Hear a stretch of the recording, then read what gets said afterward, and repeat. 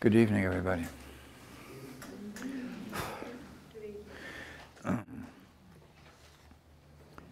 So thank you for coming this evening, and I promised you a verse, and I propose that we say the last two portions of the foundation stone, which are at the very bottom. It's about the shepherds and the kings, okay? If you'd like to stand, it is traditional to stand when you say the foundation stone, so if you don't mind, yeah. So we'll start with at the turning point of time, okay?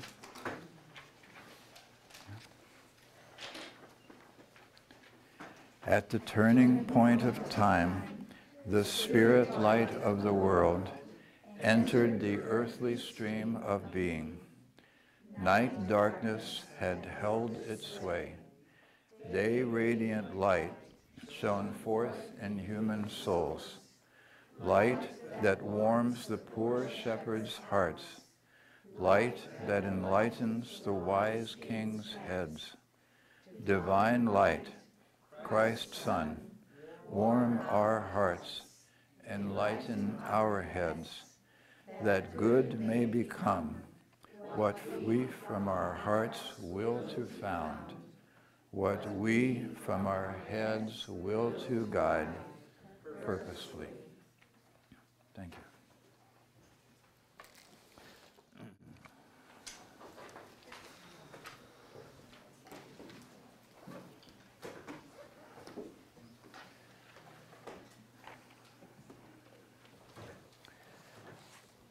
So, dear friends, last week we began to explore the mysteries of the birth of the child, and I think most of you were here. If you weren't here last week, could I just see your hand? A couple of you. Okay, good, good. So we noticed that if we look at the content of the birth story in the Gospel of St. Matthew, and we compare it with the birth story in the Gospel of St. Luke, that there is very little agreement between the two stories. Really, the only thing the two stories have in common is there seems to be a mother named Mary, a father named Joseph, and a child named Jesus. But virtually all the other details seem to be at complete variance with each other. And this has led modern theologians to begin to doubt the validity of one or the other of the two accounts, because obviously they can't both be correct if they're describing a single birth. And the beautiful thing that Rudolf Steiner was able to do with the spiritual research was able to go back and confirm that in fact the both stories, the Gospel of St. Luke, the account of the birth in the Gospel of Luke, which is the child to whom the shepherds come, and the account in the Gospel of St. Matthew, which is the account of the child's birth to whom the kings come, that both stories are absolutely correct, and that they are merely pointing to two different children, the birth of two different children, merely. And so what our riddle then is to try to figure out how are these two children, who are these two children, how are they playing a role in the preparation of the coming of the Christ, and what can we begin to gather from Rudolf Steiner's esoteric research, his spiritual research into these two stories that will begin to help us understand the beauty and the wonder and the amazing story that's taking place now at this time of the year, that we celebrate at this time of the year. So,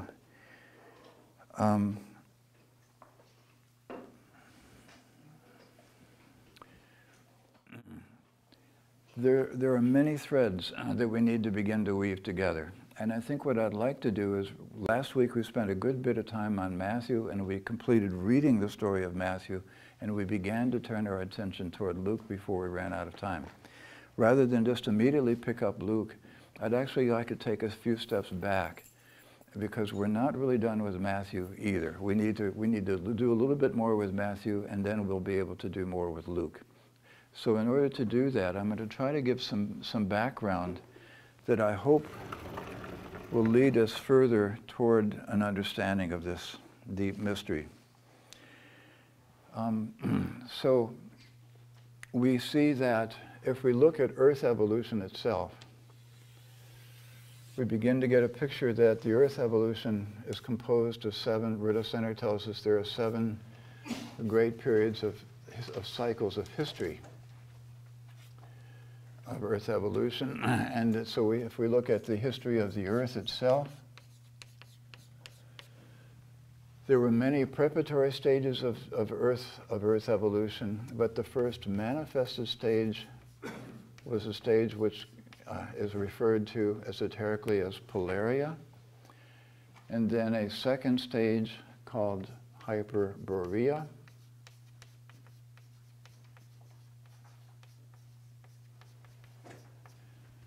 and a third stage called Lemuria,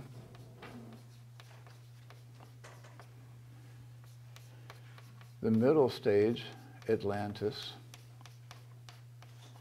and the stage we're now in, which is usually referred to as post-Atlantis. So there will be a great 6th and a great 7th cycle of Earth evolution. We hope. So we need to then put these events into a kind of historical framework. And in describing these earlier stages of Earth evolution, Rudolf Steiner refers to them, he says that Polaria was effectively a repeat or a recapitulation of the first stage of cosmic evolution, which is called ancient Saturn. So ancient Saturn is way before the Earth evolution, but we could say that to some degree we could say during Polaria, the achievements that took place during ancient Saturn, which was the beginning of the physical body of the human being, that those, you could say the physical body which began to have its origin in ancient Saturn was brought to a further stage of development in the initial stage of Earth evolution. And that then during the second stage of Earth evolution, which is called Hyperborea, we find that when the etheric body had been added to the human being way back on ancient Sun, that the etheric body, of course, had been through the evolution of ancient Sun and ancient Moon and was now ready to be brought forth during Earth evolution and again brought to a further stage of development. So we find that the etheric body, so we have the etheric body coming to a further stage of development during the Hyperborean period, just as the physical body, which had been developed during Saturn and further developed during Sun and Moon, was now coming to a further stage of development during Earth evolution. The physical body, by the way, friends, is in fact the basis for our evolution. Rudolf Steiner tells us if the etheric body and the astral body, which is the third body to be developed, the astral body comes to its development during the third period, which is called Lemuria, which is effectively a recapitulation when the astral body first came into its development. It was during the old moon period. So the astral body was initiated during the period of an old moon, a previous stage of the solar system, and now the astral body was added, brought to a higher stage of development during Lemuria. And then we have the period of Atlantis. So Rudolf Steiner tells us if the astral body and the etheric body, they're not as well developed as the physical body. The physical body is, in fact, the most mature and the most well-developed part of us. The etheric body, the life body, animates the physical body. The astral body is our body of consciousness.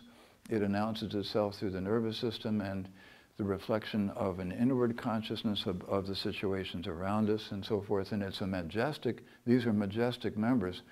But the physical body is really the primary member through which the I is able to incarnate. So we begin to get a picture now. Then the physical body and the etheric body are the older members. The astral body is quite a bit younger, and we'll find that during Atlantis, then, during the fourth stage of Earth evolution, one would assume that this is, of course, This is a recapitulation of the old Saturn when the physical body began. This is a recapitulation of the old sun when the etheric body began. This was a recapitulation of the old moon when the astral body was there. One would then assume that in Atlantis, the I would be born. However, it didn't quite work that way. So what we begin to see now is that because of the complications that had taken place during Saturn's sun, and particularly during the moon evolution, that possibility was not, the human being was not mature enough to receive the I during Atlantis. So we're going to try to explore some of those ramifications. Each of these periods can be subdivided into seven periods as well. I'm just giving you the broad outline, but there are 7 periods of each of these as well.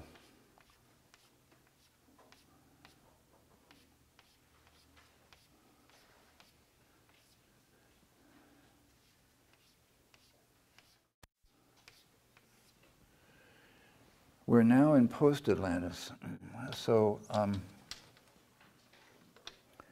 we hope that something further will be able to evolve.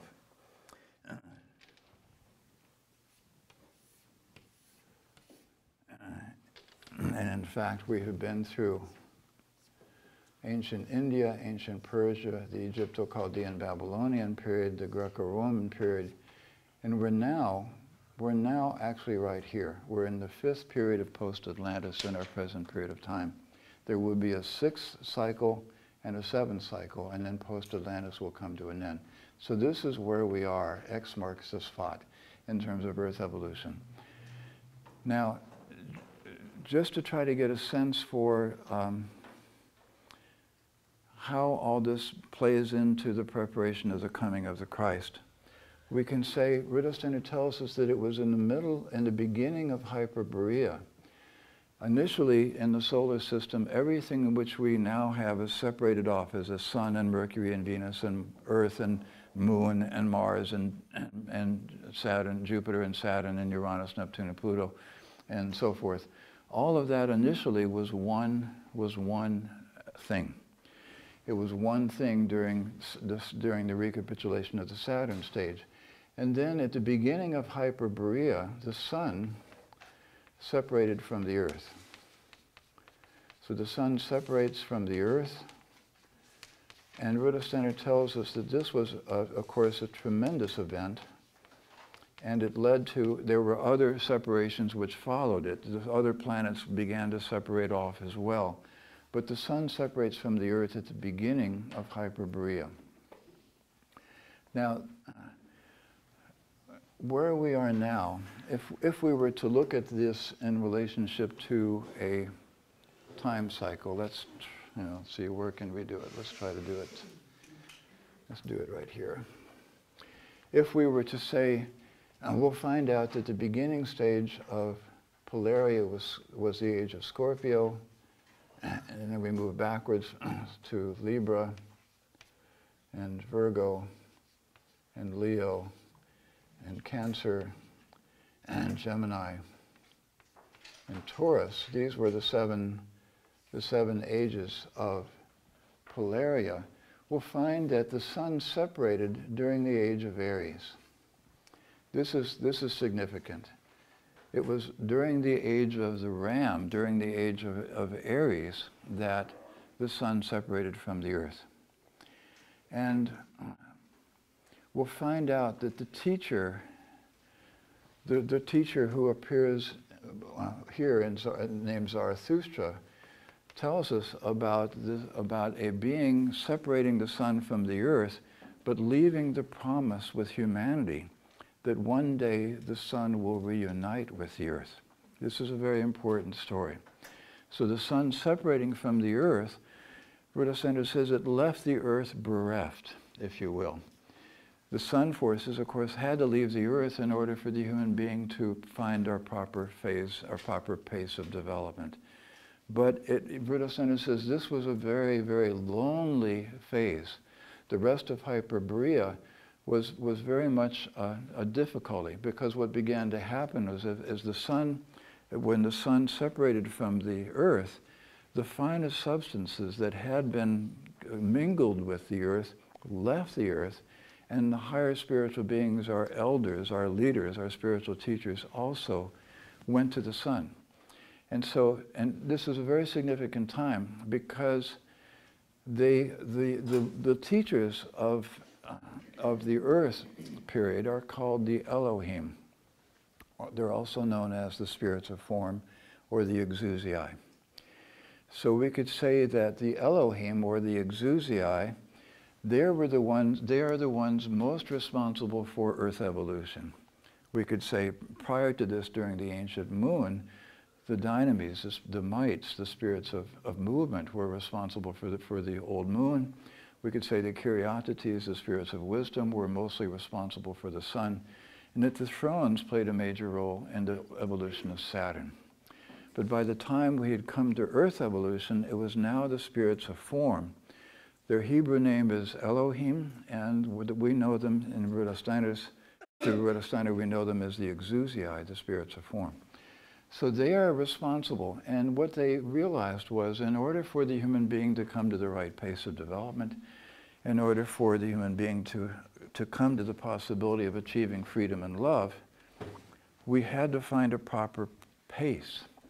And they also realized that the earth was going to move from the condition of fire to fire and air, to fire, air, and water, to fire, air, and fire, air, water in a solid condition. So the Elohim, the exousiae, realized that they would not be able to themselves work within those denser elements, that they needed to have a station outside the earth where they could continue to be mobile and send their spiritual influences to the earth from outside. That's why they separated the earth. So there were 7 Elohim. There were 7 Elohim, 7 exousiae, who were particularly responsible for the earth evolution. And Rudolf Steiner tells us that 6 of the Elohim went to the sun. So 6 of the Elohim formed a central sun and brought the earth in relationship to the sun. That meant that the earth began to become darker and denser.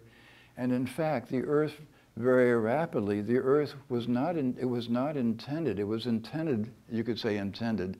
The master plan is fire, fire and air, fire, air, and fluid, water, fire, air, fluid, and solid. That's the general pattern. So the elements would be condensed from fire down to air, down to fluid, and then finally down to solid. But the solid condition should not have really appeared until the middle of Atlantis in the master plan. However, because of complications that had taken place during the old moon and old sun periods, and some degree old Saturn, what began to happen already was that the earth began fairly rapidly through the withdrawal of the finer substances. The earth began to condense already prematurely. It began to move from into a gaseous, it retained a fiery condition and a gaseous condition, but it already started to become fluid and even was showing signs of becoming solid by the middle of Lemuria. In other words, the earth cooled too fast. Now friends, this is told in a fairy tale, in a children's story. You all know it. It's called Goldilocks. And is it Goldilocks? Goldilocks and the Three Bears, yes? So Goldilocks comes to a house, yes, and she sees the house, and she's very hungry. And there are three, she comes into the house, and there are 3, and she's hungry, and so she sees on the table that there are 3 bowls of porridge. And 1 bowl of porridge is too hot, and 1 bowl of porridge is too cold, and 1 bowl of porridge is just right. So she takes the bowl of porridge that's just right, and she needs a chair to sit in. Now 1 chair is too big, and 1 chair is too small, but 1 chair is just right, so she sits down and eats the bowl of porridge that's just the right temperature. And then she begins to get sleepy, so she goes upstairs and she sees that there's a bedroom. And 1 bed is too soft, and one bed is too hard, and the other bed is just right. So she lies down and she falls asleep.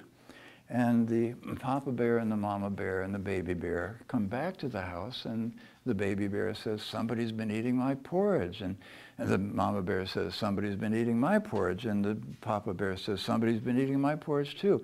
Somebody's been sitting in my chair. Somebody's been sitting in my chair. Somebody's been sitting in my chair. They go upstairs and they see, somebody's been sleeping on my bed. Somebody's been sleeping somebody's sleeping on my bed, and they're still there, you see. And so this is a picture, friends, of the sun, which was too hot, too big, too soft, if you will, and the moon, which was too small, too hard, and too cold, and the earth, which was brought into balance between those two. You with me? So friends, that story is a beautiful story. It's about cosmic evolution. It really is. It's about cosmic evolution. It's one of the most beautiful stories ever told. So what we have here is that the moon in the middle of the earth, so in the middle of Lemuria, the moon was separated because the earth had been too hot and too big and too soft, and then it began to become too small and too hard and too cold, and so the moon was separated from the earth in the middle of Lemuria, and that brought the earth into balance. And that took place in the age of Gemini.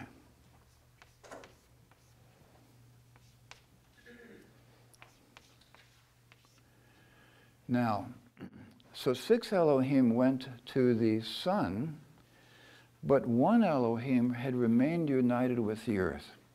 And that Elohim was known as Yahweh or Jehovah, Yahweh Elohim. So we have 6 Elohim going to the sun, but 1 Elohim had remained faithful to the earth and said, you go and form a central sun, but I will remain united with the earth, and I will tend situations, and so you send your influences from the sun, and I will tend the earth itself. Yeah. Now that went fine, except that as the sun withdrew, the earth began to become too small, too cold, and too hard. So Yahweh recognized this, and it was Yahweh who was responsible. So the 6 Elohim were responsible for separating off the sun, but now Yahweh Elohim decided the earth is not going to be possible for the human being to evolve under the conditions when the earth is solidifying and becoming too cold. So Yahweh united himself with the denser part of the earth and cast the moon out of the side of the earth in the middle of Lemuria. You with me? So in the middle of Lemuria, Yahweh Elohim formed the moon. And so the moon separated from the earth, and this then became the domain of Yahweh. So now we had 6 Elohim working from the sun, and Yahweh Elohim working from the moon. Now that, of course, left the human being more or less with the elders, 6 of them in the sun, one of them on the moon. But to some degree, it opened up the human being to the possibilities of other spiritual beings beginning to influence us, in addition to the Elohim, in particular Lucifer. Because the astral body, which had been developed during the astral body, which had begun to be poured forth in Lemuria, there had been a rebellion back during the old moon period when certain of the progressive spirits, certain of the dynamis, were directed to break away from the main bulk of them and to follow a leader called Lucifer. And Lucifer was the one who stimulates independence and rebellion and self-reliance, if you will. So Lucifer had broken away during the old moon. Now that the astral body is back, and we have six Elohim on the sun and Yahweh now on the moon, Lucifer now finds a ready foothold, a place to drive his wedge in to the astral body, which he does very well. So this was a time of the separation of not only the separation of the earth from the moon, But this was also the time of Adam and Eve. So the sexes were divided. Adam and Eve were divided off, and as we said last time, there was, I think I said this last time, these were the two hardiest souls. These were the two hardiest souls who were capable of entering into the body and using the body, not as a mirror, because right up until this point of time, we used the body to reflect our spiritual activity. So the body was a mirror for us, but we entered into the condition known as the fall. That is, we incarnated into the body, and instead of reflecting ourself using the senses as mirrors, we entered into the body and began to use the senses to gaze out into the world. The advantage of this, of course, is we then developed an inner consciousness in relationship to the outer world. And it was in the realm of the inner consciousness that Lucifer was able to find his foothold.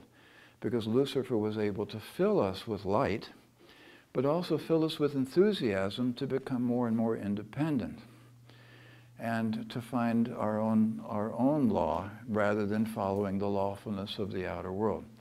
So Lucifer is not all bad, friends. We actually need Lucifer very much. Lucifer is not evil.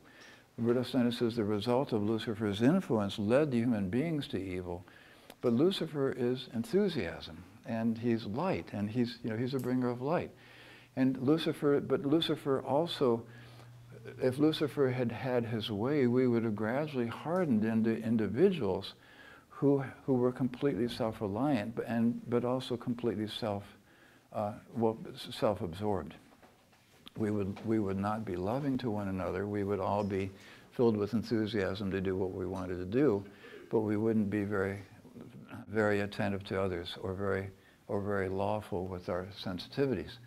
But the other extreme is, and to some degree you could say the other extreme is that we would be completely obedient and we would be instinctively connected to one another in the same way, effectively, Rudolf Steiner says, in the same way that the animal kingdom is. Through the laws, what began to happen, of course, is we get sexual reproduction begins. And so with sexual reproduction, we have the reproducing of the form of the body. Sexual reproduction gives us the capacity to reproduce our form and pass it on to a generation where new spirits can incarnate into it. But if the laws of sexual reproduction and the laws of blood alone were at work, we would never develop a sense of individuality. We would remain in a group soul consciousness. So there are two extremes that we had, just as there is in a certain sense the extreme of too hard and of the sun and moon as polarities. There's also the polarity of being only a member of a bloodline connected with a race and with a series of ancestors with whom we felt spiritually connected, but not awakening to our free individuality. That was one danger. But the other danger is to follow Lucifer into completely breaking away from the bloodline, becoming completely self-reliant and independent, but becoming loveless and more or less kind of rebellious. Yeah? So these were the two extremes. And we always see that somewhere in between those two extremes there has to be the balance. Now friends, this is the beautiful thing that Rudolf Steiner tells us, that Christ is the balance point. We see it in the statue of the representative of humanity. We can see there's a being here, the being of Lucifer, effectively pulls us up and fills us with pride. There's another being who actually would pull us down into a kind of lawfulness, but would bind us to the earth. That being is known as Ahriman. And this is the statue of the representative of humanity. Rudolf Steiner says, this is how I perceived Christ walking through Palestine in the body of Jesus of Nazareth, bringing a balance between the forces of Lucifer and Ahriman. So Rudolf Steiner this is more or less Rudolf Steiner's attempt artistically to represent the figure of Jesus of Nazareth with the Christ working to bring Lucifer and Ahriman into balance so that the human being could find freedom, but not in a loveless freedom. Yeah? and that we could find lawfulness, but a lawfulness which would not bind us, but a lawfulness which we could then begin to learn how to become creative within the laws of nature. Yeah? So in a certain sense, the Christ is always the balancing point. But we'll find that these extremes continually are there. So what happens is, so we have, it was actually in the middle of the twins, and it's really quite a beautiful symbol, friends. When we look at the symbol of the twins, it's quite a gorgeous symbol, because on the one hand, we could say there was a division between heaven and earth, but something had to be brought into balance in between. And there was also a division between male and female, which had to be brought into balance. So we see in the symbol of Gemini a picture of polarities, but not polarities which are remaining opposite each other, but they're in relationship with each other. Gemini is a very important constellation. It was in the middle of, so it was in the age of the twins when Adam and Eve incarnated into a male or female body and sexual reproduction began and so forth. Now, where I want to go from here is to here. I want us to find out what happens in Atlantis, because Atlantis is a very important part of the story. So we could say we have a recapitulation of the old Saturn, a recapitulation of the old Sun. This period goes from Aries back to Pisces and Aquarius, Capricorn, Sagittarius, Scorpio, Libra. And then we begin the age of Gemini with Virgo. Virgo goes back to Leo, Cancer, and Gemini is the middle point. And then we go to Taurus and Aries. And Lemuria ends with the age of Pisces. Now, yeah. We could spend a lot of time in Lemuria, but we better not. So let's get to Atlantis. So effectively, Lemuria, well, I'll tell you this about Lemuria. What happened was the souls who could no longer use the physical body, because what began to happen up until the time of Adam and Eve was that the body became less and less responsive to the activities of human beings who were trying to get a response from them. As the bodies densified and hardened, because the sun forces had left, the body became so irresponsive that human beings were not able to progress. They were not able to reflect their activity off the body. And this is what led Yahweh Elohim, to separate the denser part so that the earth could be brought into balance. So what began to happen was then through sexual reproduction, so here's the other picture, is that we were then, the souls who could not get any activity were hovering outside the earth, out in what became the planetary spheres. So what happened is, out beyond the sun, Lucifer is our great teacher. Rudolf Steiner says Lucifer's rightful place, he teaches us from the sun out to the outer cosmos. Lucifer is in his right element out there. So Lucifer filled us with tremendous enthusiasm while we're waiting for bodies to be prepared for us. The bulk of humanity is out, and Lucifer is filling us with enthusiasm for when you get down to the earth, try this out, and try this out, and try this out. So we're coming back, so gradually as bodies begin to appear, and we begin to incarnate through sexual reproduction, Lucifer continues to stir us, and so we begin experimenting. So what happened is, as human beings began to incarnate into the earth, they did not recognize how sensitive Mother Earth was, and they began to try Lucifer's, all the great ideas that Lucifer had filled us with, but we began to it led us to tremendous imbalance. So we brought our passions and our desires that Lucifer had filled us with, and we began to live out our passions and our desires, and Mother Earth began to respond in like kind to our passions and desires. And you could say there was a disturbance in the force, so that led to the conditions that led to a fire trial. So we could say the earth was destroyed by fire. So Lemuria was, by the time of Pisces, there was a great fire catastrophe, and The fire was actually the unbridled passions of humanity just trying everything out and leaving poor Mother Earth in a state of complete confusion. And because we still had a certain amount of influence over the kingdoms of nature and the elemental beings. So that had to be gradually, we had to begin to lose our immediate influence on Mother Earth, and that began to happen in Atlantis. So you could say we were still actively involved. We were still pretty close to the spiritual world, but we were filled with passions and desires. Now, during Atlantis, there were several stages of Atlantis. It begins with the Age of Aquarius, and the earlier stages of Atlantis. Rudolf Steiner actually tells us that in the middle of Lemuria, as human beings begin to incarnate into the body, the cosmic Christ spirit. Well, we talked about Adam and Eve, that a part of Adam and Eve were held back in the spiritual world. Do you remember that? So there was a heavenly Adam and the heavenly Eve who were held back in the spiritual world. Now, although they did not incarnate, they remained very closely in communion with the earthly Adam and Eve and with the offspring of Adam and Eve. So spiritually, these beings did not incarnate, but they became very aware of what was going on during the Earth's evolution. And what began to happen is we incarnated into bodies. Now, in fact, the spiritual world had actually intended that we wouldn't actually incarnate until the middle of Atlantis.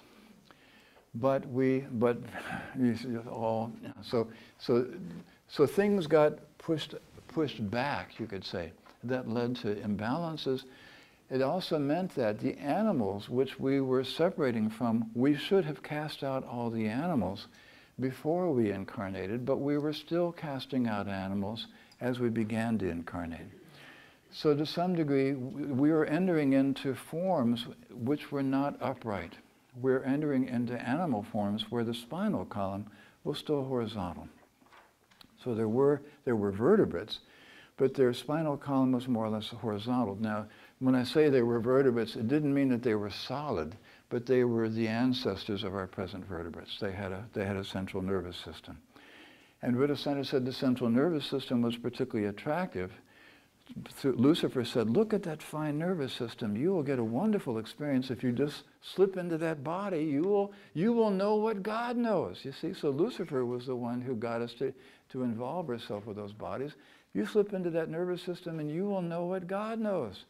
And it was like shooting fish in a barrel. I mean, we had no ego yet to say no. So we said, yeah, sure, sounds good to me. So following Lucifer's enthusiasm, we fell for it. You know, Lucifer was a great con man, and we went for it. So we entered into bodies which were horizontal. Now, the sister soul of Adam and Eve perceived that human beings were entering into forms that were not prepared for them.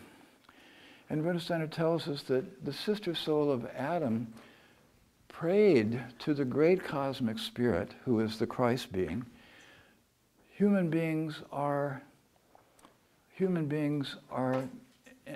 incapable of being upright. They're not able to become effective. Please help. So what happens is the cosmic Christ then works through Adam, and Adam gradually the cosmic Christ working through the heavenly Adam is able then gradually to lead the descendants of Adam and Eve into uprightness, so we can walk, so we can achieve an uprightness. Now friends, what happens if you lie down? Your spine goes horizontal, what happens then? You go to sleep. Your ego, it's the same thing what happens if I lit this candle and laid it sideways, It would gutter and then pretty soon it would go out. So you could say the ego needs to have an uprightness. The ego needs an upright form to incarnate in. When we go horizontal, we begin to gutter and then we go to sleep. And so the ego needs an upright form. So by bringing us into uprightness, it meant that our ego could begin to at least have a chance.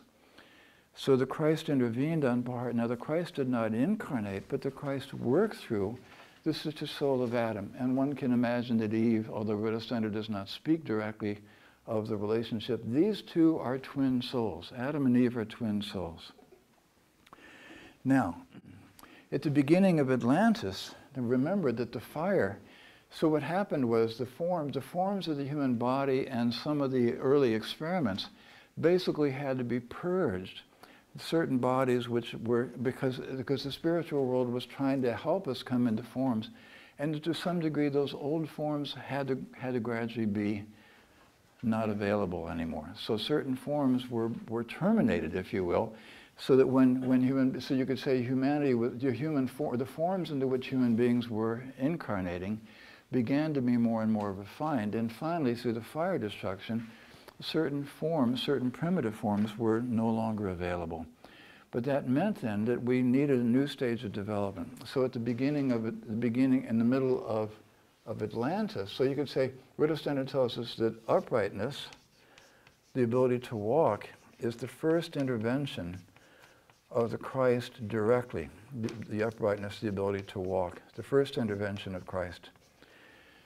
The second intervention came in the beginning of Atlantis, which was the Age of Aquarius. And what happened was we were now incarnating into forms which were closer to what we have today, but human beings could not really communicate. We couldn't really express ourselves to one another because we had no language. And you could say we still were making sounds similar to animal sounds, and Adam again supplicated the cosmic Christ, human beings cannot communicate with one another, please help. So the Christ gave then, in the beginning of Atlantis, this was the first pre-earthly deed, was uprightness, the ability to walk. The Christ works a second time into particular beings and gives us the capacity to speak. So speech. Initially, the speech was vowels, and then gradually later on we'll find the addition of consonants. So with the ability to speak, the refinement of language and the ability to express the content of one's soul to one another, even if it was initially with vowels, we began to express and to have communion with each other. We could begin to communicate with each other as human beings. So the ability to speak was the second intervention of Christ. Now, were both of these in Atlantis? No, the first one is in the middle of Lemuria. The second one is the first stage of Atlantis. It's the first stage of Atlantis. So it's Gemini, which is the middle of Lemuria. Then it's Aquarius, which is the first stage of Atlantis. Okay? Now, I'm going to do Atlantis right here, just so you can see it a little bit better, because it's kind of important to our story. I'll just try to blow this up a little bit larger so you can see these cycles.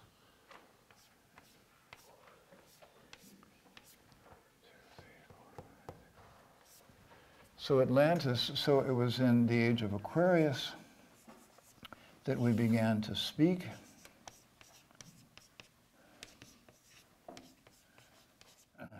And it was then, so we went from Aquarius to Capricorn to Sagittarius. Now the middle of Earth evolution was Scorpio. So this is the center line of Earth evolution. Okay, this is the symbol for center line if you're doing a drawing. So this is the center of Earth evolution. The middle age of Earth evolution is the middle of Atlantis, and that was the age of Scorpio. Now friends, it's just very interesting. Scorpio is the first age of Earth evolution. Scorpio is the middle age of Earth evolution. What do you think the last stage of Earth evolution is? Scorpio. It's Scorpio. Hallelujah. You see? So we see that Scorpio is connected with the Elohim. It's connected with the Exousiae. Scorpio is the home constellation of the Exousiae. Anyway, that's another story. We'll do that another time. In any case, so this is the middle of Earth evolution. Now, Rudolf Steiner, the tradition is in Atlantis that these different periods in the book Cosmic Memory, Rudolf Steiner gives brief descriptions of each of these 7 cultures and names them. So the Age of Aquarius, those beings are called a very difficult word to pronounce, R-M-O-A-H-A-L, the Ramoahal. So they were the first civilization of Atlantis. And Rudolf Steiner says of them that they were, that they lived, they began, because they could begin to speak to another, they actually, it was they were very social. It was the beginning of social communion, the beginning of conversation, the beginning of human beings able to speak with one another. The second age, the age of Capricorn, so the second age was the period of the Tlavatli. And he said during the age of Tlavatli, there began to be more and more reverence for ancestors. That is, one began to become aware that one was born through a series of ancestors, and and also something else is beginning to happen too. Memory is also, with speech, is also the beginning of memory. So we have memory also beginning. Memory and the ability to speak are both beginning here. So with memory begins to become the picture that, in fact, Rudolf Steiner tells us that memory was such that I would remember not only my childhood, I would remember my parents' childhood and their parents' childhood and their parents' childhood as well. In other words, memory was passed along with the generation, so that one began to hold in consciousness the experiences of one's ancestors, and so there gradually grew up among the second age of Atlantis ancestor worship or reverence for the ancestors. Yes, so we begin to get the tradition of the bloodline living more strongly. Now, the third period was called the I have to think of it, Toltec, the Primal Toltec Civilization. So we recognize in this name that these later moved into the region of what's now South America. Yeah. The Central America, South America. So the Toltec civilization, they were the third group of Atlanteans, and they began to innovate. They began to be a little bit more experimental. So they began to be more. They still honored the traditions of the ancestors, but they began to conquer lands, and they began to explore much more. Yeah. The Toltecs. Now, the fourth period of Earth evolution was the Primal Turanian. Yeah? Primal Turanian.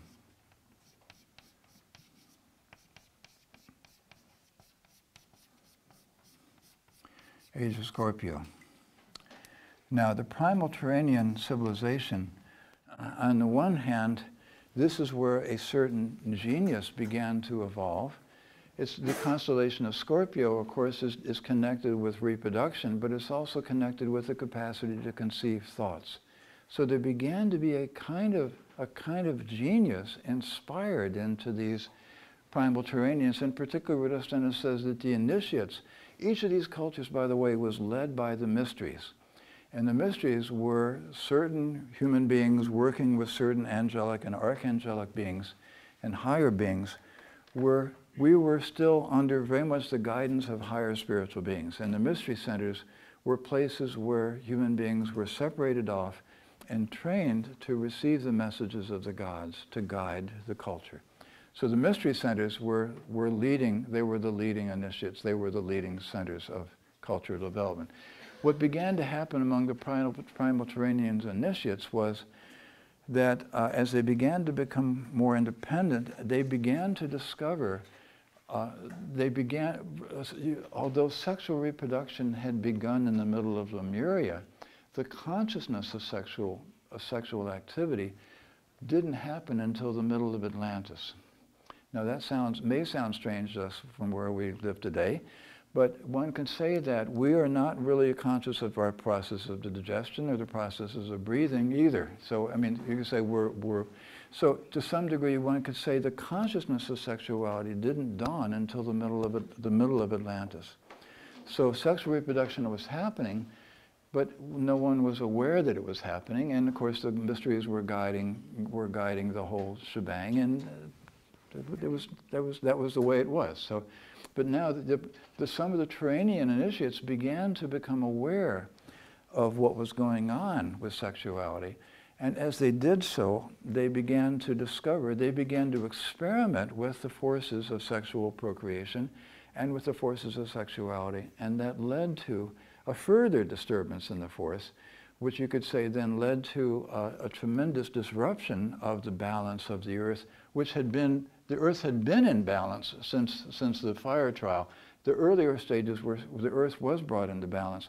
But through the black magic, which is what really began to happen, because Lucifer was the great inspirer in the middle of Lemuria, and now Ahriman began to be the great drive. Ahriman began to inspire the Primal Turanians to explore the mysteries of sexuality and to begin to use their power to control nature in a way that no one had ever tried to do so. So you could say some of the mystery centers became decadent and black magic began. Black magic being the misuse of the etheric forces. So we had control over the astral forces that was lost. We still had control over the etheric forces in Atlantis, but that began to become abused as well in the middle. Now, so Ahriman then led to temptations in black magic, and so this also began to disturb the conditions of the Earth. In fact, what began to happen from here onward was we began to have the condition known as the flood. And the flood was a huge change in the etheric constitution of the Earth. The flood, 40 days and 40 nights, meaning about 6,000 years of gradual transition as the Earth begins to cool, because you could say the Earth was still very hot, and it was definitely hot in Polaria. It was mostly hot in Polaria. It was pretty hot still in Hyperborea, and even in Lemuria it was very warm. As the Earth began to cool in the middle of Atlantis, then the water, which had been up in the atmosphere, the water began to condense and it began to rain. And so what happened is the ocean basins began to fill. So the flood, effectively, what Steiner tells us, the flood is the filling of the ocean basins. Yeah? The low-lying land was gradually, as the water condensed. He says during the whole of Atlantis, it was foggy, it was misty. You clearly couldn't see your hand in front of your face for a long time. I mean, we weren't using our senses very much. We were mostly using.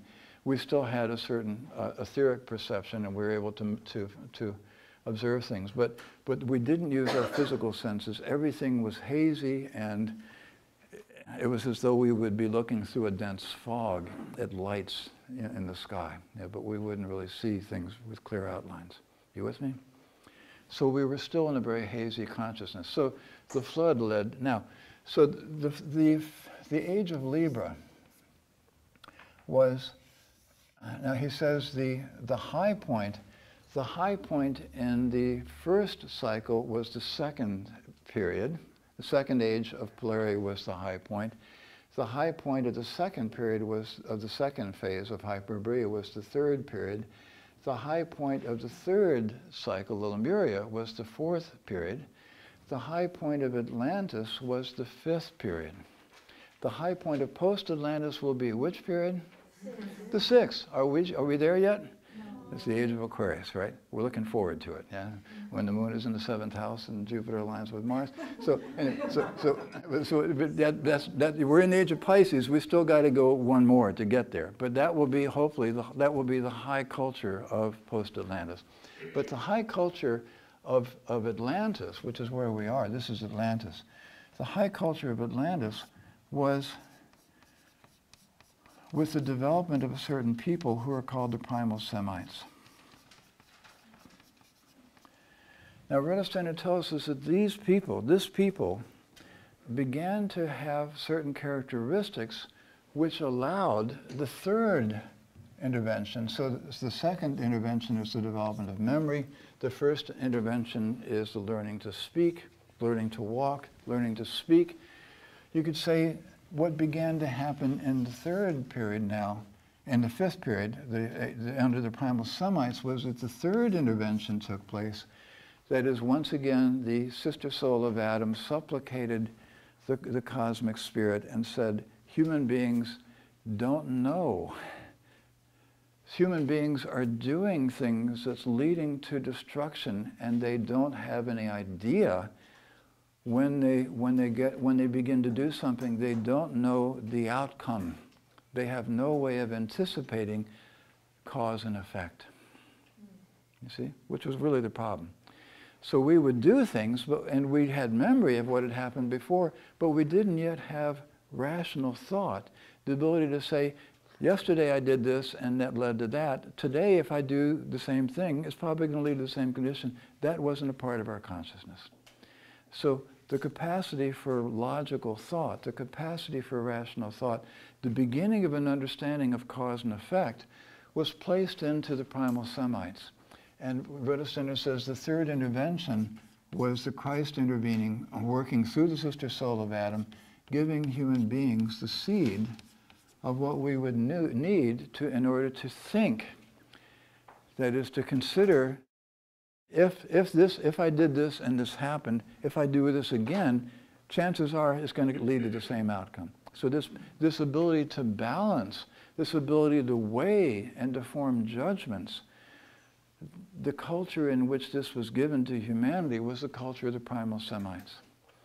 And so living in the seed of this particular culture was the capacity that we now prize very highly, which is the capacity for logical thought. They didn't have logical thought the way we do, but they had the beginning of the capacity of logical thought, which has now been developed to a very high degree.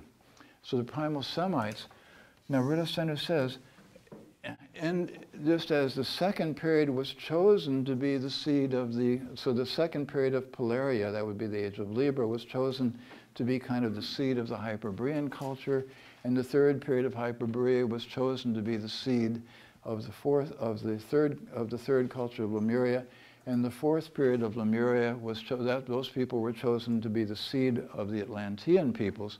In the same way, he says the fifth period of Atlantis, the primal Semites, the particular capacity, the capacity to think, was chosen as the seed of what would be developed in the post-Atlantean period. So we have post-Atlantis coming up. Post-Atlantis, what color we use here?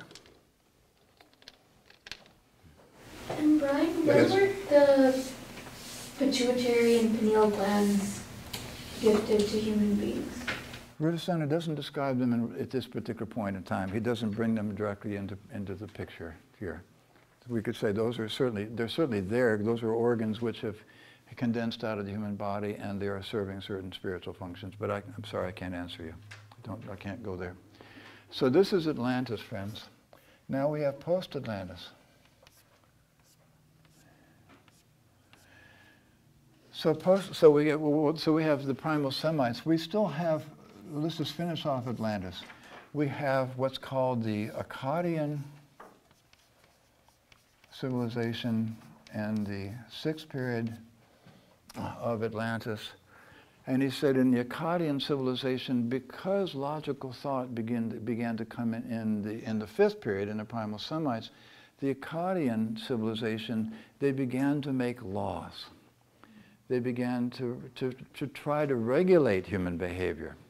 So the idea of cause and effect arose in the primal Semites. The Akkadians began to make laws. And then finally, he says the primal Mongol period was the closing age of Atlantis. And in a certain sense, he says the full fruit of all the mysteries of Atlantis came to blossom in these last periods. And he said the primal Mongols in particular, of course, their descendants will end up in the far east. Yeah? So we have the primal Mongols. And to some degree, these are the ones who have inherited the wisdom of Atlantis and taken it forward into post-Atlantis. Yeah? You with me? So we begin to get a picture of these different civilizations in Atlantis. Now the flood is there. The earth is changing. There's migrations of people. There's a reorganization. But the Earth was very different when there was no oceans. So when everything was just, when all the water was in the atmosphere, life was pretty different. As the ocean basins filled in, you went to high ground. And there were lots of, the flood, Rudolf said, we spent a lot of time underwater, and we migrated a great bit, and we resettled the whole planet.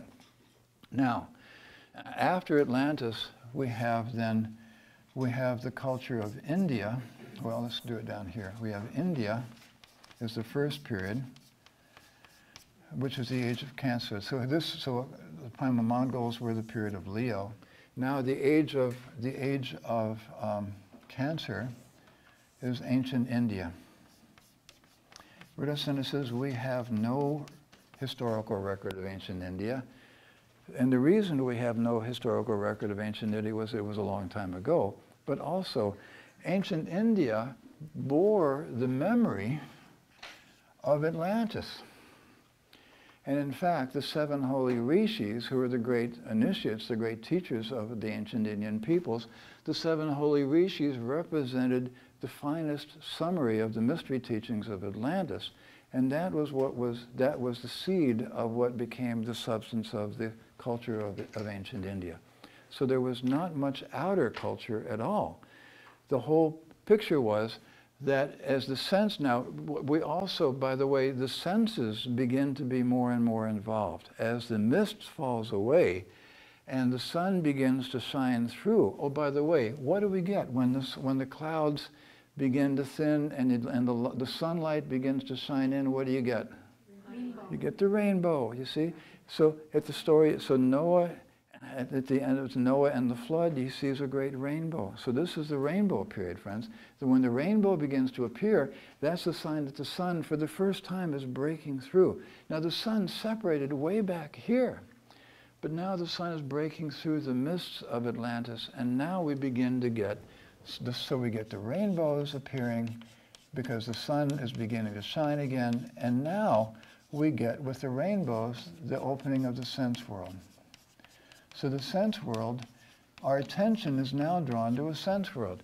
But the ancient Indian teachers were very suspicious of the sense world, and they said, the sense world is not the real world. We know that when we go to sleep, we pass back into a state of consciousness where we come back into communion with the true world, which is the world that we enter into in sleep. And so the world that we perceive with our senses is Maya and illusion. And therefore, we don't really want to involve ourselves with it. Now, friends, this was appropriate at that point in time. That was where we were. Humanity needed to kind of withdraw from the earth because we weren't mature enough to do much more with it. And the 7 holy rishis, who were the great teachers, represented the mysteries of Atlantis, which they continue to cultivate. But now we get in ancient Persia, yeah, so ancient India is this culture. Ancient Persia, you could say, when one turns your attention away from the sense world, you're going to go back inward into, you're going to enter the spiritual world through your soul. That was the gesture of India. The outer world is Maya and illusion.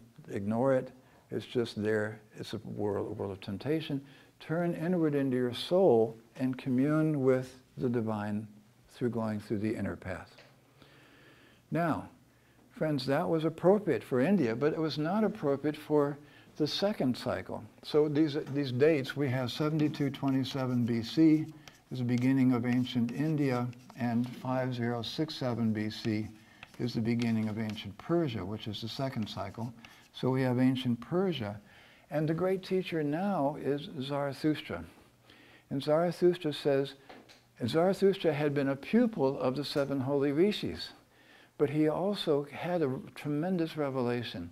He perceived that the spirit that had given us the capacity to walk, and the ability to speak, and memory, and the ability to think, he perceived that this being was known to the 7 holy rishis. The 7 rishis had a name for this being. They said there is a being who is beyond our perception, and all we can say about him is that he exists, and we name him Vishvakarman. So Vishvakarman was the great cosmic spirit. They could not perceive Vishvakarman, but they could see the working of Vishvakarman and manifestations around him.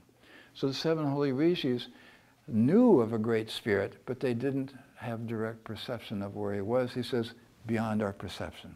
Yeah? Now, what happened was Zarathustra, the leader of the ancient Persian people, he had been taught by the 7 holy rishis in India, but now, as he was gazing upon the sun, he began to perceive the being dwelling in the ether aura of the sun, and he said, Vishvakarman, a being beyond our perception, I perceive him in the aura of the sun, and I will call him Ahura Mazda, Ahura Mazda. We spoke about this last week, did we? Did we talk about this? Yes. Okay. So Zarathustra said, Vishvakarman has now entered into the sun. And I see him there as Ahura Mazda, as the etheric aura of the sun. The reason I'm asking you, friends, is I taught cosmology in San Francisco on Saturday, and I don't know what I said there and what I need to say here, so forgive me for confusing things. So keep me on the straight and narrow, if you will. So Zarathustra perceived Vishvakarman beyond the sun has entered the sun, and I perceive from his movement he is going to incarnate. He is here to redeem, and Zarathustra was very aware of the influences of Ahriman, as well as the influences of Lucifer, and so he perceived that the remedy of the Ahrimanic onslaught, because Ahriman had captured Mother Earth and was hardening her and bringing through a kind of a burden in the sense world, bringing everything down into a hardened condition. And so he perceived that Ahura Mazda was coming to redeem the earth, and Zarathustra therefore dedicated his next many incarnations. Rudolf Steiner doesn't say how many. There's a wonderful book called The Book with the 14 Seals, which proposes that an ancient text called the Book of Adam is actually a record of the 14 incarnations between Zarathustra and Jesus. Quite a fine study. The Book with the 14 Seals. In any case, he said, I will devote all my future incarnations on the earth to prepare for the coming of this great being, because he will be the redeemer of the earth, and he will be the one. So one of the stories he told, and he incarnated in many different cultures, in many different ways, and everywhere he went, he said, there is a being who's coming from, the sun was once part of the earth, but there is a being who was responsible for separating the sun from the earth, and he promised humanity that the earth would one day reunite with the sun, and this being is coming to bring the sun back to the earth. This being is the being of the sun, and he's going to walk the earth. So this is what Zarathustra taught, and so that tradition, that teaching lives, that story lives in many different cultures, and it was planted there by Zarathustra, because he went from place to place and lived in many different places and gave that teaching. So Zarathustra was the one who perceived this. Now, then we have the age of Taurus. This is, of course, the period of the third period of post-Atlantis is Egypt and Chaldea and Babylon, and also Rudolf Steiner says the Hebrew culture came to a new stage of development in this period, the age of Taurus. As we mentioned last week, that Zarathustra had two pupils. To one pupil he gave his astral body, because he'd brought his astral body to perfection. So Zarathustra bestowed his astral body to the being who founded the Egyptian civilization, who we know as Thoth, or he's also called Hermes. Yeah? So he's the founder of Egypt, Thoth, or Hermes, the Greek name. He's the founder of the Egyptian civilization, and Zarathustra also had brought his etheric body, this body of the record of time. So the astral body bears the mysteries of space, and the etheric body that he brought to perfection bears the mysteries of time. And he gave this to Moses, the people who later incarnated in Moses, who was one of the great teachers of the Hebrew people.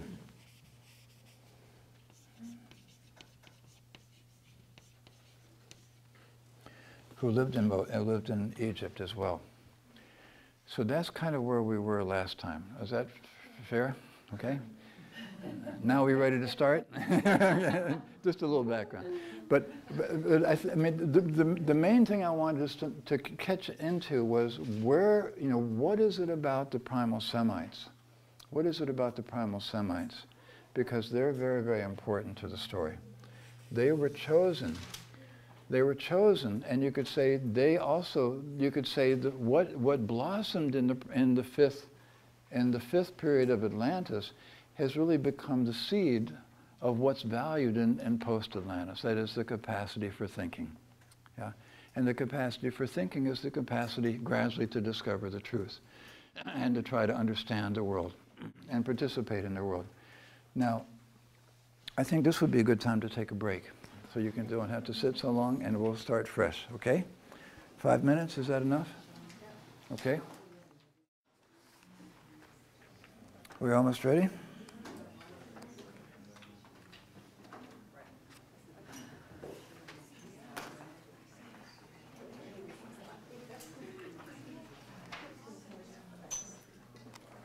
So Brian, I have a quick, maybe irrelevant. Yes, please. Yes, go ahead. But it's been bothering me all week. Okay, good. So do you think that this group, ISIS in Syria, is more in the grip of Ahriman or Lucifer? Which are they? Well, that's a complex question. I mean, the thing is that the adversaries, the adversaries tend to pull us in different directions, but they tag team. Yeah. Okay. So Lucifer, anytime we're filled with enthusiasm, it becomes zealous. Zealousness is Lucifer. Yeah. So if we begin to think we're right and everybody else is wrong, that's Lucifer. However, the techniques that we use, which could be technological and and kind of a cold, calculating intent to annihilate life, to destroy life through clever means, that's Ahriman. However, there's a third being. There's actually 4 beings of adversaries. And one being, friends, is so you could say Lucifer attacks our astral body. Ahriman attacks our etheric body, but there are beings who want to annihilate the form of the physical body. And those are the beings who are behind, I think, the suicide bombings and the wanton destruction of the physical form for no reason at all, just because we can. And you could say, I think this country is also kind of caught up in the grip of that being to some degree, as well as Lucifer and Ahriman. So these adversaries are very present. There's another being who attacks the ego and wants us to annihilate the self. So because we have these 4, remember, it's the physical body. There's an opponent of the physical body who wants to annihilate the form. There's an opponent of the etheric body that wants to use the etheric forces to set up its own clever kingdom, but usually to dry us out and more or less to replace life with technology. Then there's Lucifer, who appeals to our pride and our arrogance and fills us with self-interest. And then there is the beings who attack. That's the being who works in the astral body. And then there is a level of evil that would attack the I, the Antichrist, or the Sorat being. Yeah. So we have 4 different levels of adversaries, and they, unfortunately, although they each want their own thing, one often invites another one to the feast, and so they begin to tag team. So we've got, we actually have a job to do, and a job is to learn to distinguish what is human from what's not human. And I think that's, and you could say there's never been a greater opportunity to begin to exercise that kind of discernment as we have now. So I don't know if that helps, but It's a start. Yeah, thank you. Thank you for your question. Could I ask one quick one about the Adam and Eve thing? Yeah. To what extent is that story or that fall the result of like a disobedience, like as a punishment, or as sometimes thought about in the Bible, or as something that was intended to happen, like something that was in this evolutionary process guided and wanting to happen? so here's the situation. If everything was an undivided unity, there would be no variation. Yeah? If there was one level of divine being and no variation, we'd all be identical. You see, there would be no difference. And if we went to tell our story, we'd say, I was born on such and such a day. Yeah, me too. And so, I got this to be, I got married. Yeah, me too. And so I mean, we'd all be identical, and there would be no variation. So what happened is the wisdom of the spiritual world, the wisdom of God is, let's create different beings with different capacities. Yeah, and let's then take those different beings who have different capacities, and let's divide them into groups, into different sects, if you will, so let's divide out of a particular group, let's divide the Luciferic spirits. In fact, Rudolf says the Luciferic rebellion that took place on the old moon affected the entire spiritual hierarchy. Lucifer isn't just a being of one level. There were beings, you could say, if God came in and said, okay, everybody in this world, you're going to be Luciferic, you're going to be balanced, you're going to be harmonic, and you over there and you over there are going to be something else. So, and then effectively we said, yes, sir, yes, God, and we were then obedient to that happened, and we're given capacities then to make interference, to throw obstacles, because when you get several different beings tugging in several different directions, that leads us to the possibility of variation and choice. Yeah. And ultimately, you could say, then planting the seed of the divine I into a being who will lose perception of its divine origin, but has infinite possibilities of self-disruption and of selfishness and everything else, is a tremendous gamble on the part of the spiritual world, but that's what's necessary for God to create the possibility for free human beings.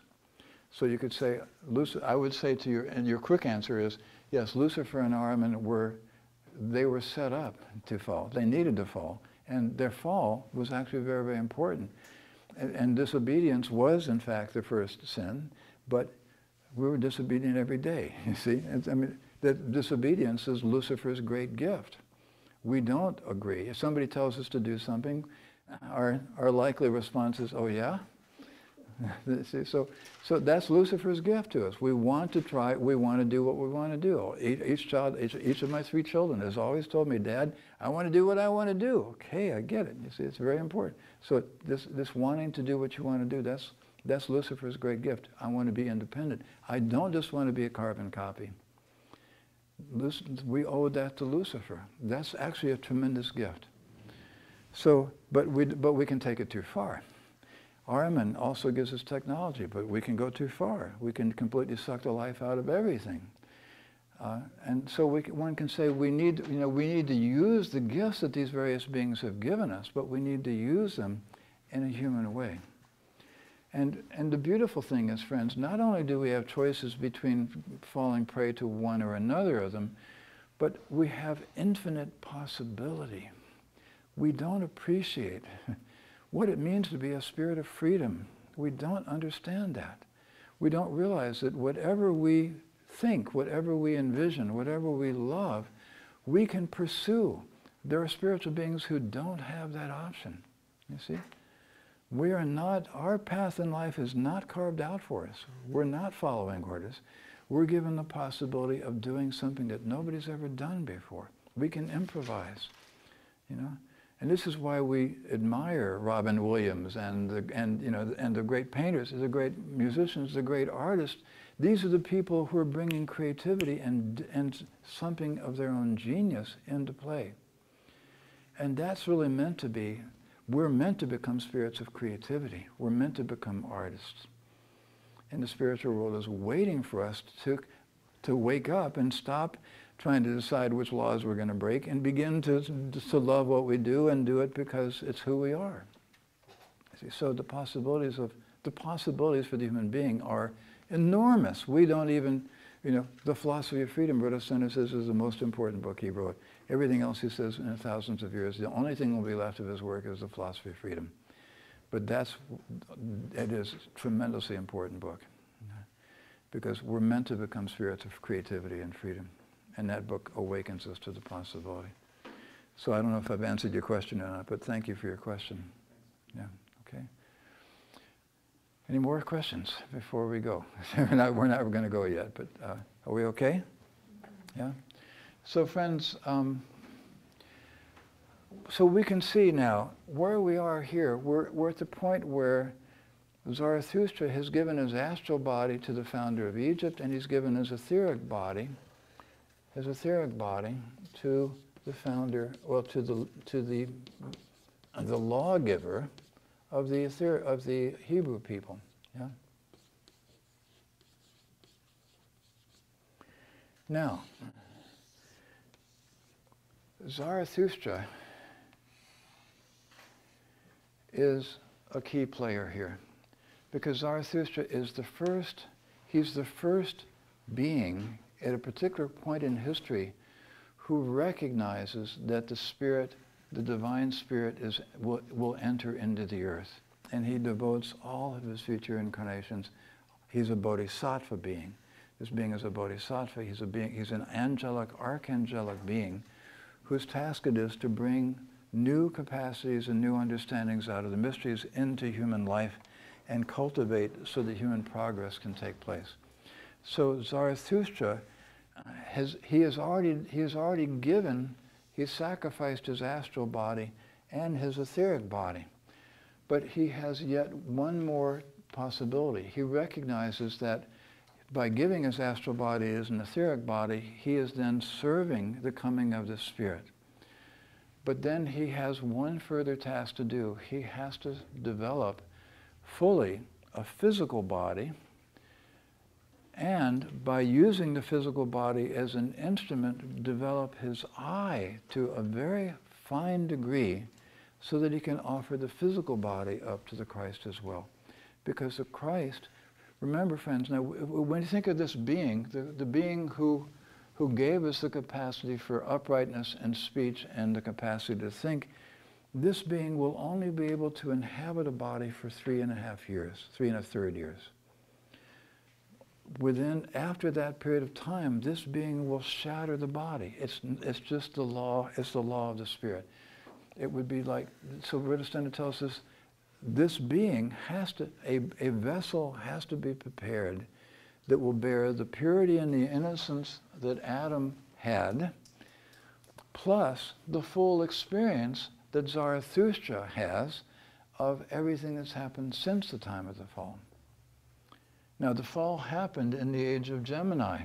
Zarathustra recognizes the coming of the Christ in the age of Gemini a full cycle later. Yeah? You with me? So we go from here to here. So Zarathustra's task is to take the mysteries of the fall and to transform them into the mysteries of the redemption, and to prepare the way, just as Adam and Eve incarnated in the age of Gemini. Now, during the age of Gemini, in post-Atlantis, Zarathustra's task is to recognize how to bring the best of Adam and Eve of the earthly and the spiritual parts back together again, so that to create a grail vessel for the Christ standard, which will bear the full experience as well as the pure innocence of the human being. And to prepare that vessel so that the Christ will be able to fully understand the human experience, fully enter into the human experience, and also have a body which will be the forerunner of what, by the Christ by the divine eye dwelling in that body, will be the example of what every human being will then potentially become, which is a spirit of freedom and love. But this is a very narrow window, 3.5 years, 3 1/3 years. So that body has to be completely prepared. Now friends, Rudolf Steiner tells us that the mission of the Hebrew people, the mission of the primal Semites, and the mission of the Hebrew people, they were the being, they were the race, if you will, that bore a particular mixing of qualities that was absolutely necessary. Remember that everybody in Atlantis, everybody in the blue cycle here of Atlantis was clairvoyant. But what began to happen was that with the introduction of the capacity to think in the primal Semites, there began to be the capacity to not only have an inner clairvoyant experiences of the gods, but to begin to pay attention to the world outside and to begin to see that the world of the stars and the world of nature was also a part of the divine world. And the great God, the great Elohim, who was the teacher of the Semites, was the being who had remained united with the earth and then had gone to the moon, the being known as Yahweh, Jehovah. Yeah? So this great being, this great leader of humanity was there, and he was, you could say, he was working particularly through this particular people to bring this people to the stage of development where human beings could begin to appreciate the handiwork of God, not only within the soul, but also within the whole kingdoms of nature. In other words, we needed to become spirits of freedom and love. We needed to appreciate the world around us, not to sink only into our inner life. We needed an outer path and an outer appreciation for the gifts in order to become completely human. So that was what Yahweh began to cultivate within the primal Semites. And so in a certain sense, Zarathustra also recognized the gifts that the primal Semites had, and recognized Zarathustra is working with Yahweh. And friends, Rudolf Steiner also speaks about the folk soul of the Hebrew people. He speaks about it in the lectures called The Gospel of St. Matthew. We're going to study these during the Holy Nights. If you're here during the Holy Nights, please come starting on Christmas night and going through the 6th of January. The lectures on the Gospel of St. Matthew. The new translation is according to Matthew. It's the same, yeah. But anyway, come, because they're very, very profound. But what we'll find here is that Rudolf Steiner gives us a picture of of how Yahweh works, he speaks about the folk soul of the Hebrew people. And on the one hand, he hints that the folk soul is Yahweh. In other words, you could say the chosen people that Yahweh wants to particularly develop. There are faculties that began to develop in the primal Semites that can be brought to a stage of perfection in post-Atlantis that will then serve the coming of this cosmic spirit. So that people, the primal Semites, become the core people with the capacity for thinking. They become the core people to develop the new faculty of intelligence that will be prized in post-Atlantis and will then also be prepared to offer something to the coming of the Christ. So we have, on the one hand, we have an Elohim who is an exuberant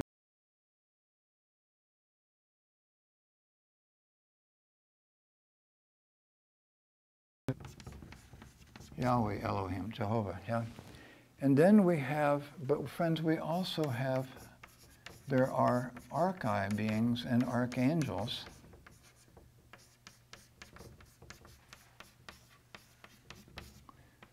And angels.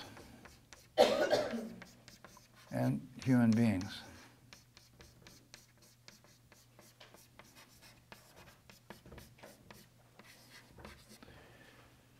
Now, the interesting thing is, between Yahweh and the human being,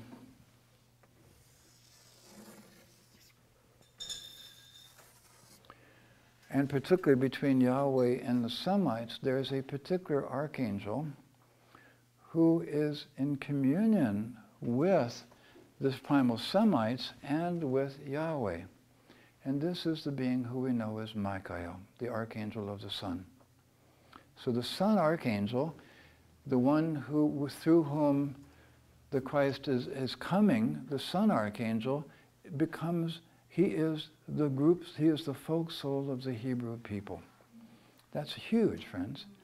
Now, this being has moved from being the folk soul of the Hebrew people to he's moved from the realm of the archangel to the realm of the archai. But he is serving the Christ and serving Yahweh and serving the human being from the realm of the sun. So Rudolf Steiner doesn't name him that I can discern, although he keeps mentioning the folk soul of the Hebrew people, but he doesn't call him Michael yet. I'm not sure if he's being polite or if he's holding back or what, but later on, he actually begins to unfold the mysteries of Michael much later. not already in these lectures are given in early 1910, late 1910. Anyway, so we begin to see that Michael is a very, very important character. Michael is the archangel of the sun, and he, along with Yahweh, is serving, particularly working through through the Semites, and particularly through the part of the Semites that will become the Hebrews. Yeah.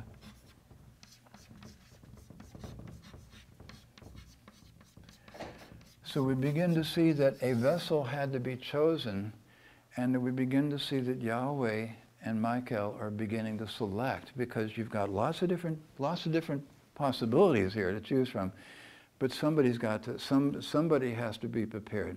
So what happened is the Semites are singled out. Rudolf Steiner tells us, though, they initially gained the capacity to think very much, and they began to develop with their thinking then in the world of the senses. They already began to develop, even particularly in the age of Taurus, they began to develop an appreciation of the sense world and an ability to think logically about the sense world, where other people were still trying to cultivate their inner spiritual development. The Semites were already beginning to appreciate the work of Yahweh in the world of the senses. Yahweh became the God who approached human beings from outside, whereas all the other cultures were worshiping a God who had appeared to them from within.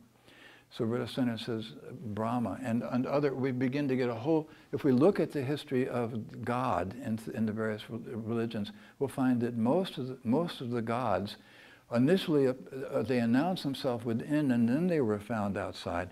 But Yahweh is the God that approached the Semites from outside and then they discovered him within. So Yahweh is really the one whose task it is to give us an appreciation for the world that he's responsible for creating and serving, so that we can begin to participate in the world of the senses. And this is part of the task of the human being as well, and of the Christ being, Michael. So we begin to get this picture. Now, in that way, we can begin to say that Zarathustra also recognizes this. Zarathustra, of course, is a bodhisattva being. Zarathustra is somewhere up in here as well. I don't know where to put him exactly on the scale. I'll just put him kind of in over here. So Zarathustra is working on the team, okay? Zarathustra is a team player, and he's very much aware. He becomes aware of this whole intention. And so Zarathustra begins to plot a way that he can bring a physical body to the stage of perfection. So he's able to bring his astral body to perfection and give it to Hermes. He's able to bring his etheric body to perfection and give it to Moses. But now he has to incarnate into a body and bring the physical body to its fullest stage of development so he can offer that up to the cosmic Christ. Yeah? So that's what begins to happen. So we begin to see that the late mission of the Hebrew people is to prepare a body for Zarathustra to incarnate. Okay? That's the task. A body for Zarathustra to incarnate into, that he can then offer up to the cosmic spirit, who will redeem that body and unite with the earth and the whole humanity with it. You with me? So that's what we begin to see the mission of the Hebrew people is. It's a tremendously significant mission. It's a tremendously important task. And for this reason, the Hebrew people are usually misunderstood and mistreated and deeply afflicted. They have a very different task. Now, friends, some of us are presently incarnated into a Hebrew culture. Some of us have been there before. Some of us probably will be there again if we haven't been before. But we do, we're not attached to any particular culture. We do move from culture to culture and from religion to religion in different incarnations. We need to be aware of that. So it's very possible that all of us at some point have been Egyptian and have been Hebrew and have been Muslim and so forth. There's great possibilities for a variety of different religious experiences to come to blossom. So we have to, again, recognize, so that thank goodness for these differences and thank goodness for the opportunities given by these differences. Now, if we study the mission of the Hebrew people, and particularly as Matthew presents it, remember Matthew starts his genealogy with Abraham. So in the Gospel of St. Matthew, when we hear the Abraham awakened to life Isaac, Jacob, Judah, and his brothers. We did this, yes? So friends, Matthew is giving us, starting from Abraham, giving us a whole culture, a whole history of 3 times 14 generations in which a body can move from the perfection that Abraham had initially developed to a complete development within 42 generations. Okay? 3 times 14 generations. So this is the way Rudolf Steiner lays it out. And I can't recommend, friends, this little book is really, I don't know that it's in print. I haven't seen it in print. Deeper Secrets of Human History in the Light of the Gospel of St. Matthew, particularly the second, third lecture here, absolute gold. I mean, this is an incredible study, but here, this is a year later, and this is almost like graduate school, but this is something you can actually kind of tuck in, you can begin to get this. It's because he's giving it a year earlier. This is like an outline of what he's going to develop much further here. But these lectures are absolutely gorgeous. And what he begins to give us is a picture that what Matthew gives us in these 3 times 14 generations from Abraham to David. So from Abraham to David. From David to the Babylonian captivity, and from the Babylonian captivity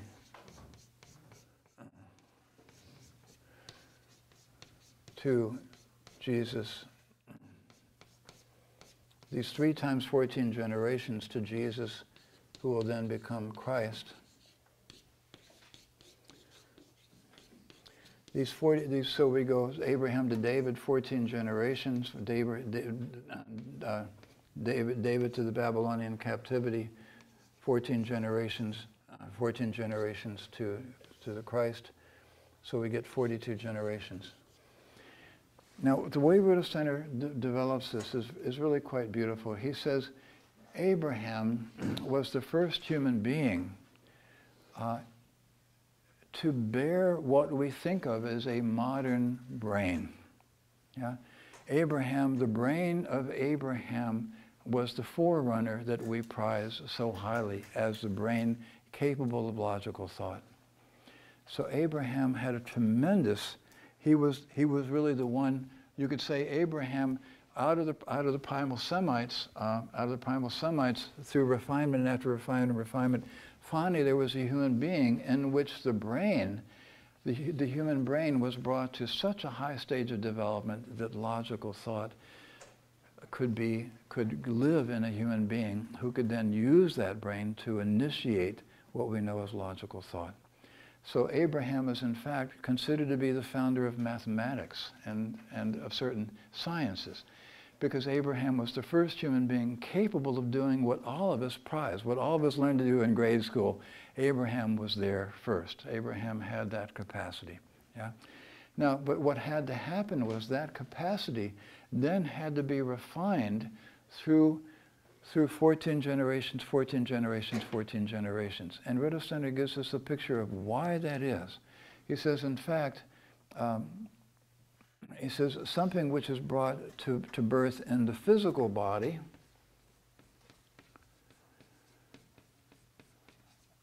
a capacity which is brought to birth in the physical body, it makes its first appearance in Abraham.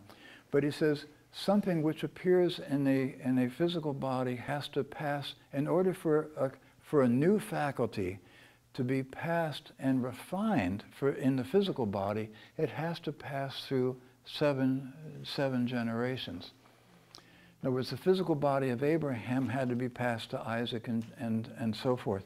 But he says what happens is it's not 7 generations, because what tends to happen is the gift of an individual skips a generation. It doesn't appear. What lives in the father doesn't appear in the son, it appears in the grandson. So instead of 7 generations, it moves, it alternates You see what I'm saying? So it has to go through, so if you feel a closer affinity to your grandparents than you might to your parents, there's a reason for that. And if your parents feel more a kinship to your children than they did to you, there's a reason for that. There's a very close affinity between grandparent and grandchild. Yeah? It's different. It's a different relationship than between parent and child. Anyway, there's an alternating. So what happens is, between Abraham and David, we could say basically what happens is this is the equivalent of what lives in the human being between birth and 7. So in 14 generations, we get effectively the physical body of Abraham, that is the brain, is brought to its physical perfection within 14 generations to David. Now, and then we could say now, but to it has to be further refined the etheric body. So the physical body can only be used as an instrument if there is an etheric body, which is also brought to a stage of development. So the physical body is brought to perfection in Abraham, but it has to be refined till David, and then the etheric, then David has to continue to refine it at the level of the etheric body until the Babylonian captivity, which will then effectively be like, so this, if this were a human biography, this would be like the first 7 years the physical body comes to birth, second 7 years the etheric body is liberated and begins to develop, then the astral body comes to development. So one can begin to say the astral body has to come to a particular development between the 14th and the 21st generation, between 14 and 21, and then what will happen is the I can begin to use that instrument. So by the time the 42nd generation is there, the Christ can then use the instrument that began to be developed in Abraham. That instrument will be fully developed and now made available to the Christ to enter into. Do we see it? So the body, you could say the gift of Abraham, which was the fruit of the primal Semites, that had to be developed all the way down through a child. Now, what we get is, in the Gospel of St. Matthew, from David we go to Solomon. So we see there is another lineage that we'll find in the Gospel of St. Luke. David goes to Nathan. So the child that is described in the Gospel of St. Luke is a different child. But David, this is talking about the kingly child. This is talking about the child in whom Zarathustra will appear, because Zarathustra incarnates as Jesus and brings the physical body of Jesus to the state of perfection so that he can offer it up to the Christ, and also develops his ego to offer that up to the Christ as well. So these 42 generations is a period that is required for the perfection to take place. Now, I need another board. Can I take this one? Okay, so one more quick little picture we got. What's that? Well, okay. Okay, let's do that. That's good.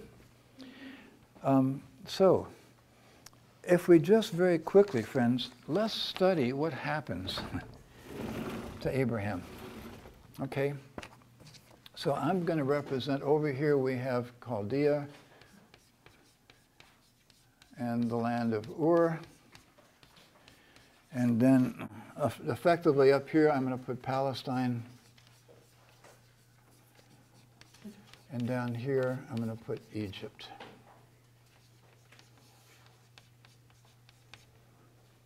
Okay? Now, the geography isn't quite right, but stay with me here, okay?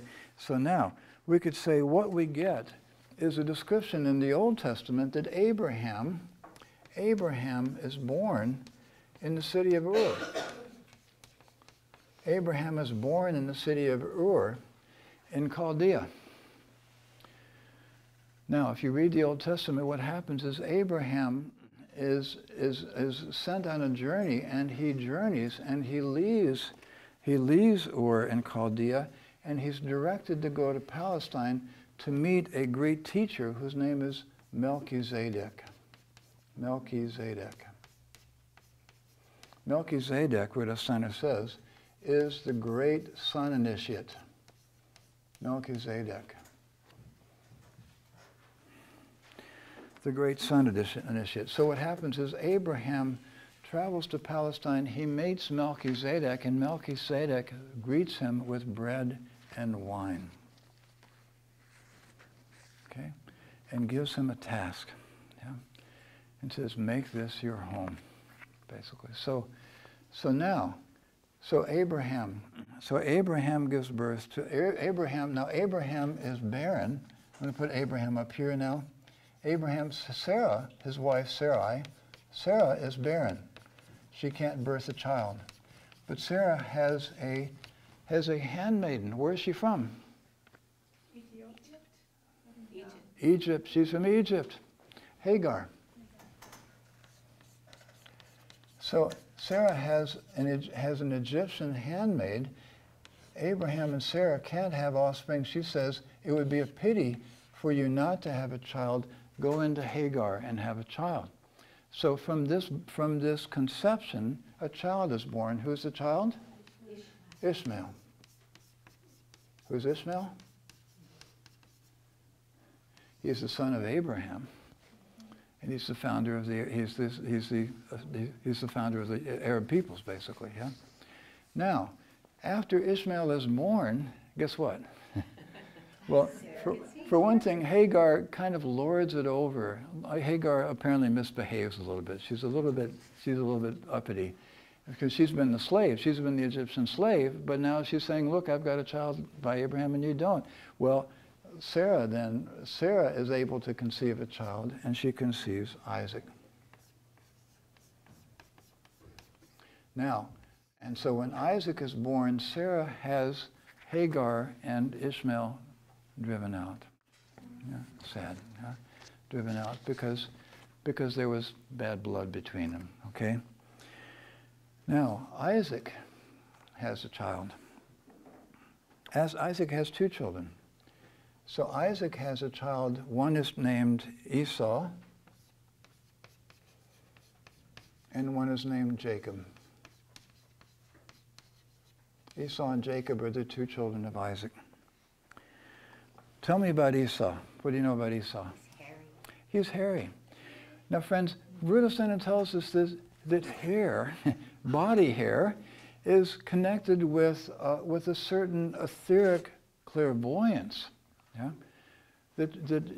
So to have a lot of body hair means that the spiritual world is very close, and that the child retains a certain clairvoyance.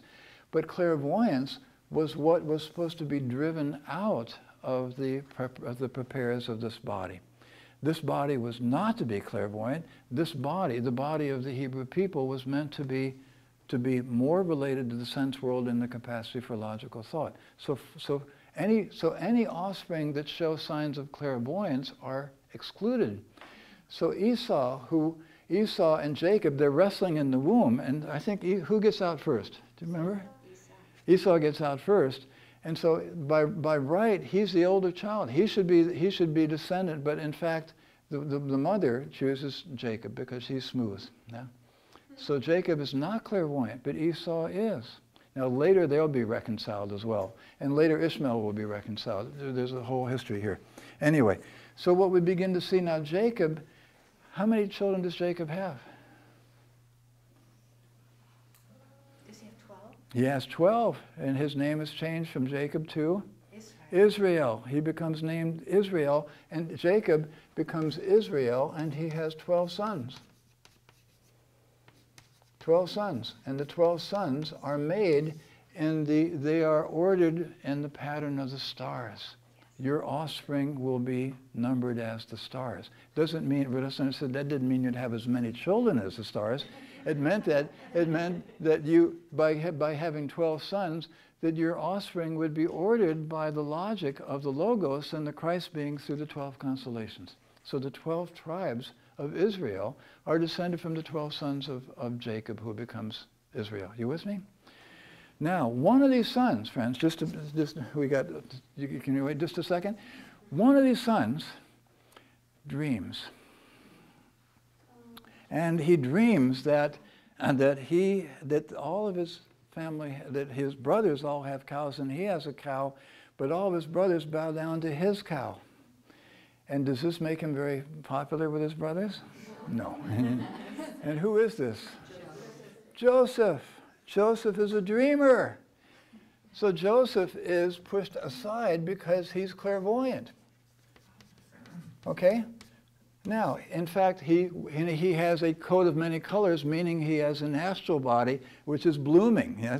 So basically, he's shunned. In fact, his brothers put him in a hole. They dig a hole and they think he's going to left to die, and they tell Jacob that he's dead, and that wild animals have eaten him. But in fact, he's not dead. What happens to Joseph? A caravan of Egyptians come by and they pick him up and they take him with him, and he goes into Egypt. And then there's a big famine, there's a big drought, and there's a big starving. And Joseph has wonderful capacities. He's a musician, and he can heal, he can soothe the savage soul, the troubled soul of the Pharaoh. And the Egyptians are clairvoyant, but they have no capacity to deal with the outer world. They're living in their spiritual glory, but they don't know practically how to guide life.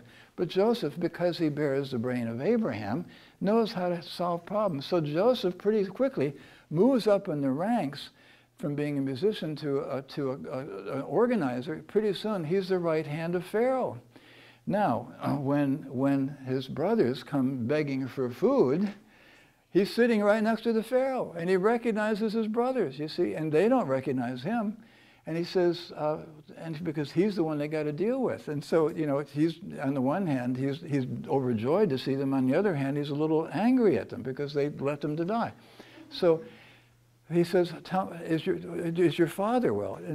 Oh, yeah, so there's only 10 of you. Where do you have another brother? Yes, well, our brother and our father remain behind. Benjamin and Jacob are still there. Well, invite them too, because, you know, so he wants to see the whole family, basically, but they still don't know who he is. Finally, he reveals to them who he is, and he says, there's plenty to eat here. I'm working with the Pharaoh. Come live in Egypt. So the Hebrews are welcomed. The children of Israel, the 12 tribes, are welcomed into Egypt, and they live in Egypt, and we'll pick it up next week, okay? Sorry to do that to you, but we ran out of time. So, okay? I'll see you next Monday, okay? Thank you, friends.